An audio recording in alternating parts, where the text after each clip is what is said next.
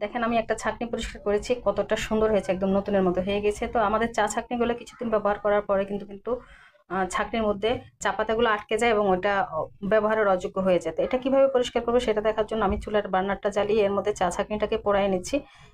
কোনো টেনশন নেই, চা ছাঁকনিটা কিন্তু পুড়ে যাবে না, বাট এর মধ্যে যে চা পাতাগুলো আটকে আছে এগুলো পুড়ে যাবে। এগুলো পোড়ানো হয়ে গিয়েছে চা পাতাগুলো। তো এখন আমি ট্যাপের পানিতে সরাসরি দিয়ে দিচ্ছি, এটা ঠান্ডা হয়ে যাবে এখনই। গরম অবস্থায় কোনোভাবে পরিষ্কার করতে যাবেন না, তাতে হাত পুড়ে যাওয়ার সম্ভাবনা আছে। এরপর আমি একটু ভিমবার নিয়ে মাজুনি দিয়ে হালকা ঘষা দিয়ে প্রথমে ভিতরের অংশটা ধুয়ে নিচ্ছি। ভিতরের অংশটা ধোয়ার পর এরপরে বাহিরের সাইডটাও আমি সেম ভাবে আরেকটু ঘষে নিয়ে ধুবো। এখন বাহিরের অংশে দেখেন কি পরিমাণ ময়লা হয়েছে, যে চা পাতাগুলো পড়েছে সেটার আবরণটা দেখেন, আমি হাত দিয়ে উঠিয়ে দেখাচ্ছি। দেখেন কি পরিমাণ ময়লার আবরণ বের হয়ে আসছে। এটাকে হালকা এখন ঘষে নিচ্ছি, তারপরে যে ধুয়ে ফেললাম। দেখেন চা ছাঁকনিটা মাত্র 1 মিনিটে কিভাবে চকচকে হয়ে গেল। একে একে আমি 3টা ছাঁকনি পরিষ্কার করেছি। দেখেন প্রত্যেকটা কিন্তু একই রকম সুন্দর পরিষ্কার হয়ে গিয়েছে।